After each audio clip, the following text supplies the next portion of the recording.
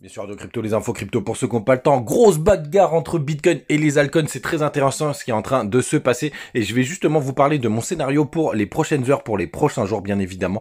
Ça reste des probabilités, mais c'est qu'il y a quelque chose de très très clair qui est en train de se préparer. En tout cas, c'est mon avis. On va voir évidemment si ça fonctionne. Et surtout, les gars, j'ai une énorme news en fin de vidéo. Je vais faire un nouveau truc, un nouveau système, quelque chose qui devrait vous plaire parce que je reçois énormément de messages sur Twitter, sur Telegram et aussi sur Instagram et même les autres réseaux sociaux en commentaire. Je vais vous faire quelque chose de nouveau, j'espère que ça vous plaira.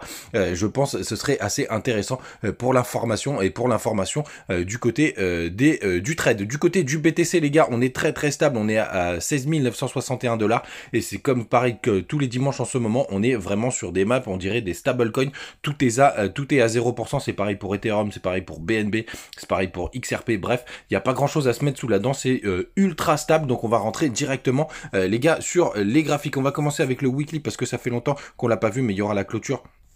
Il y aura la clôture ce jour, donc c'est intéressant de le voir. Donc les gars, évidemment, du côté du weekly, vous le savez, on est bearish, on est sous la Tenkan, sous la King June, la lagging span et sous le cours, on est sous le nuage. Pour l'instant, il n'y a rien à se mettre sous la dent. Juste, pourquoi pas, si on arrive à former ce petit W que vous voyez juste ici, ce serait ultra bullish. Mais pour l'instant, c'est que de la spéculation. Il n'y a rien du tout qui se passe sur le cours.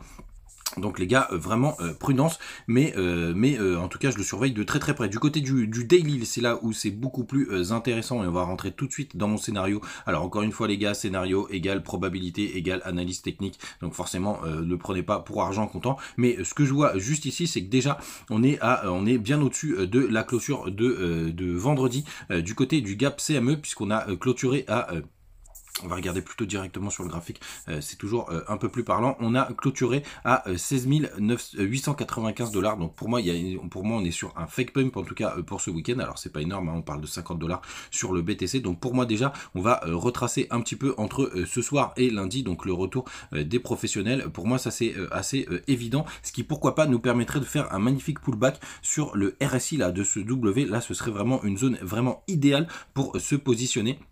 Et après pour moi on va aller atteindre le bas du nuage juste ici, là tout ce bazar juste là. D'ailleurs il y a une zone de confluence le 12 janvier, je vous expliquerai dans une autre vidéo pourquoi c'est très important. Et vous avez aussi la Kinjun qui est juste là, donc ce serait une grosse zone de résistance. Alors on peut pas dire pour l'instant comment ça va réagir là-dedans, mais pour moi c'est ma target principale après cette petite correction juste en dessous des 16 900 $. Du côté du long short ratio, c'est très intéressant parce qu'on continue de se rapprocher, on est à 56% pardon, de personnes en longue. Attention, on a un petit pic là qui est en train de se former ce matin sur Binance. Je vous rappelle, je crois qu'ils ont 2/3 des volumes des cryptos et des trading. Donc ça, pour moi, ça justifierait justement cette petite correction aux 16 900 $. En tout cas, c'est ce que je vise et ce sera une très bonne zone pour se positionner. Donc à court terme, petite correction et ensuite on va aller chercher pour moi ce bas de nuage. Les gars, ça me paraît vraiment très évident. On va voir forcément ce que ça va donner. Ça reste des probabilités. Et après, ce que je voulais vous montrer, les gars, c'est la Bitcoin dominance parce que c'est assez intéressant ce qui se passe de ce côté-là. Donc, cette petite correction, elle permettrait d'aller chercher parce que là, on est passé bearish sur justement sur la Bitcoin dominance. Hein. Donc, ça veut dire que les alts devraient performer puisqu'on est passé sous la Tenkan et sous la Kinjun. Et ça, c'est vraiment très intéressant. Donc, ça, c'est vraiment quelque chose de très, très, très intéressant. Et vous voyez, la lagging span, dans quelques jours, elle pourrait passer sous le cours. Donc, ce qui serait un nouveau signal bearish et donc une performance des altcoins. Alors pour moi on pourrait aller se taper la tête une dernière fois sur justement la Tenkan et la Kijun qui commencent à se rapprocher, mais pour moi c'est les alts qui vont bien s'éclater dans les prochains jours. Et du côté de notre ami expiration des options, le 9 janvier, on est à 17 000 $, donc ça c'est très intéressant. Le 10 janvier, on est à 16 750 $ et on a un peu d'infos sur le 13 puisque c'est vendredi prochain. On est à 16 500 $, mais ça peut encore bouger. Donc vous l'avez bien en tête, mon plan, petite correction et ensuite un petit pump et jusqu'ici et surtout les alts qui vont performer. Du côté des petites time frames, on peut aller jeter un œil, hein, c'est pas très intéressant mais on peut aller jeter un œil, ce qui pourrait être pas mal. Vous voyez, on a justement le bas des bandes de boulanger qui est vers les 16 900 $, donc ce serait très intéressant d'aller les chercher.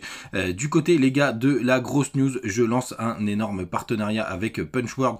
Vous le savez, c'est un partenariat de longue date où je vais vous partager des calls, c'est-à-dire que je vais vous partager les trades que moi je vais prendre avec beaucoup d'informations. Il y aura bien évidemment la crypto, je vais vous mettre le jour et l'heure pour que vous sachiez, parce que si vous arrivez 2 jours plus tard, c'est sûr que ça sert à rien.